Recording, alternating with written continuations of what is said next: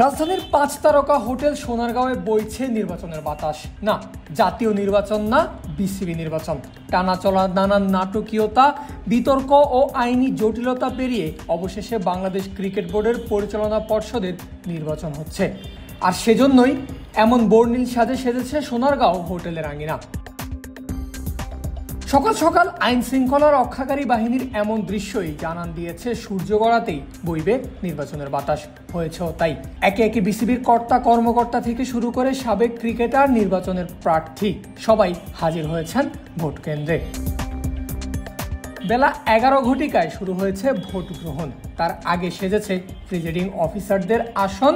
একে একে গুছানো হয়েছে ভোট ফর্ম, ব্যালট বাক্স ও ভোট প্রদানের বুথগুলো। বাইরের দিকে প্রচারণার জন্য ব্যানারের সাজসজ্জা তো রয়েছেই। এখন যে কোনো ব্র্যান্ডের পুরাতন এসি বদলে নতুন ওয়ালটন এসিতে উপভোগ করুন 25% ছাড়।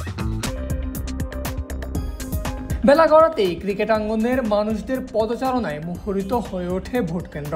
মোট 157 জন ভোটার বা কাউন্সিলর আজ সকাল 10টা থেকে বিকাল 4টার মধ্যে ভোট দেবেন। তাদের ভোটে 28 জন প্রার্থীর মধ্য থেকে 17 জন পরিচালক নির্বাচিত হবেন। ভোটাররা মোট 3টা ক্যাটাগরিতে ভোট দিচ্ছেন।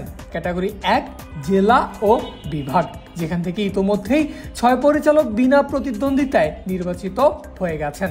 বর্তমানে চলছে এই ক্যাটাগরি থেকে আরও 4 জন পরিচালকের ভোটের লড়াই।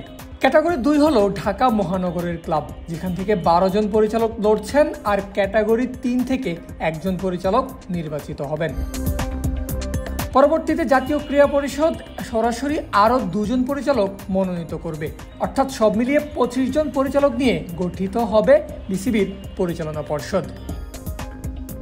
নতুন বোর্ড গঠনের পর পরিচালকদের ভোটে নতুন সভাপতি ও নতুন সহসভাপতি বেছে নেওয়া হবে। আর যা নির্ধারণ করবে আগামী 4 বছর বাংলাদেশ ক্রিকেট বোর্ডের পরিচালনায় কারা নেতৃত্ব দেবেন।